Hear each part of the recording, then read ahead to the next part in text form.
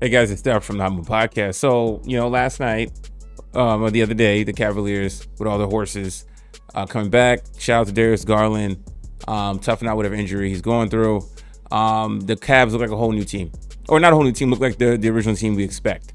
In a very dominant fashion, pretty much controlling the entire game and eventually blowing out the Indiana Pacers. Okay, now look, after they lost game one. Losing game one and then obviously losing game two. It's like, oh, is it an alert for the Cavaliers? And it's like, yeah, it is if Garland can't come back. But I mean, game two they're missing DeAndre Hunter. Okay, they're missing Mobley. Those are key horses. Okay, like any time of day, I'm not picking a healthy Cavs. I'm not picking the Indiana Pacers over a healthy Cavs team. Okay, that being said, the series is still going on. The Cavs nonetheless still are in the 0-2 or now in a 2-1 hole that they're trying to dig themselves out of. Okay, so the series is still very much in control for the Indiana Pacers. Okay, so it's still a very strong possibility that the Cavs can still end up losing this series with the hole they put themselves in.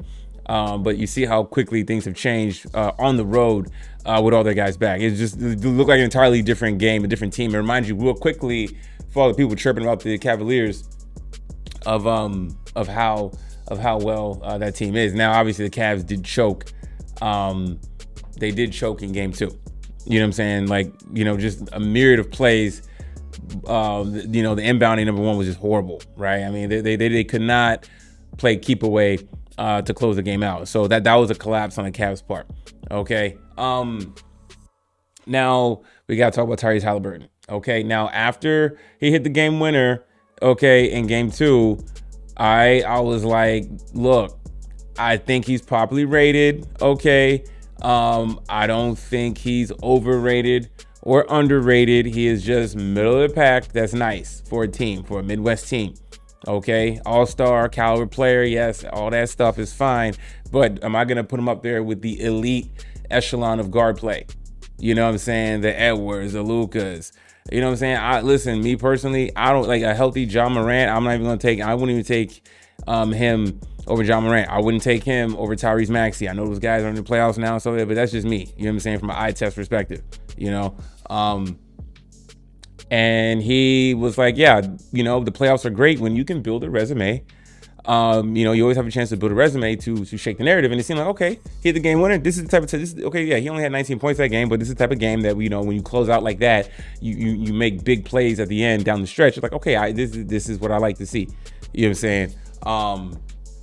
Boy, and I was like, the reason why he's overrated, or people have that sentiment, is because he's wildly inconsistent and he has only 4 points. Guys, this is a guy making he got like a max like 2 years ago, like $200 million, something like that, bro. Right? How are you a max player dropping 4 points in a playoff game at home? At home. I mean, with the Cavs defense that suffocating on you, I mean, you only take 8 shots in 30 minutes of play. Right? Now, this is not a Tyrese Haliburton, bashing. I'm just saying this is why. And I said in my last, wildly inconsistent. He will throw these duds. Just when you think, could he have turned the corner? Could Haliburton have been unlocked? No.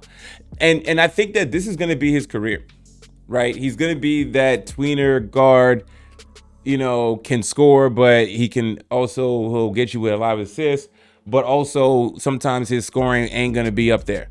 You know what I'm saying? It's just not going to be consistent enough. I mean, talk about being at home in a great spot to really stick it to the Cavs and put him in trouble. At least just make the contest just more competitive. You are the guard. You are the max player. You are the star player of the team. You are the supposed leader.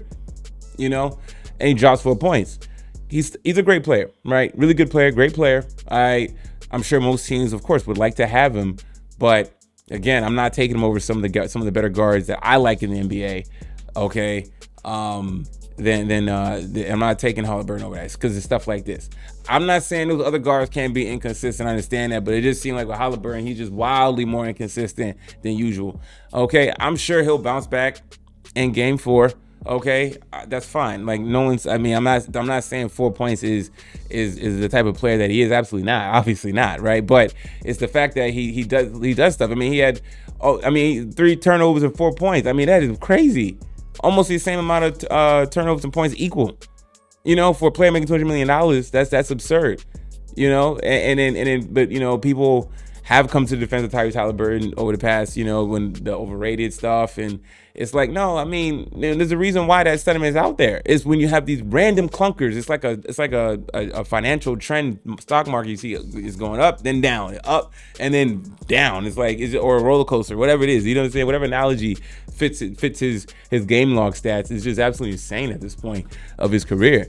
I mean, you would just hope that he could be a little more consistent on a regular basis, and he's really not. Anyways, guys, leave me your thoughts about Tyrese Haliburton's Game 3, 4 points, and the overrated sentiment about him, and see if he can bounce back in Game 4 and quell that again, right? Thanks for watching. Please like, subscribe. I'm out.